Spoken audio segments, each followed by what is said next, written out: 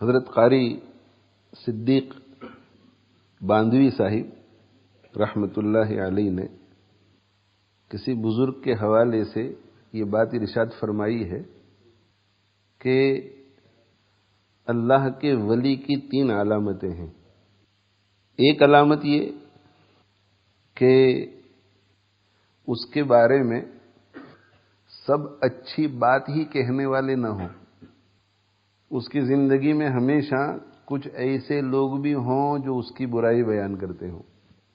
ہمارے جتنے مشائخ، اکابر، بزرگان دین، بڑے بڑے ائمہ، بڑے بڑے فقہا، بڑے بڑے محدثین، بڑے بڑے مفسرین جو گزرے ہیں، ان کو چاہنے والے لوگ بھی بہت تھے، لیکن ان کی زندگی کے ہر دور میں ہمیشہ 2، 4، 5، 25 افراد ایسے ضرور رہے ہیں جو ان کو ناپسند کرتے تھے اور ان کی برائی بیان کرتے تھے۔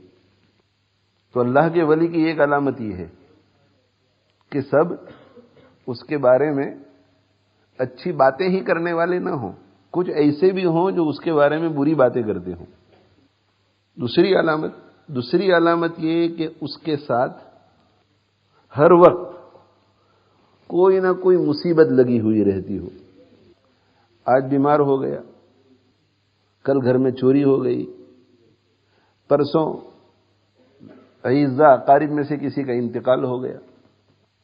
ایک آزمائش کے بعد دوسری، دوسری کے بعد تیسری، تیسری کے بعد چوتھی، وقفے وقفے سے۔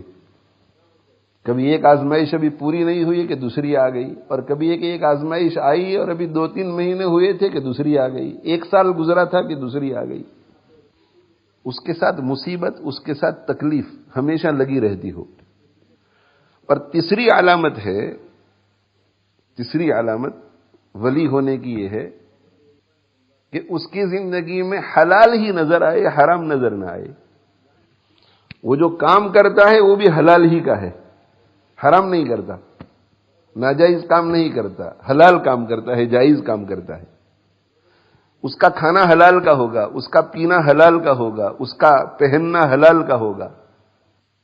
حج کے لیے جائے گا تو حلال پیسے سے، عمرے کے لیے جائے گا حلال پیسے سے، اللہ کے راستے میں خرچ کرے گا حلال پیسے سے۔ تو اللہ کے جو ولی ہوتے ہیں، اللہ جل جلالہ وعم نوالہ انہیں حرام سے محفوظ رکھتے ہیں۔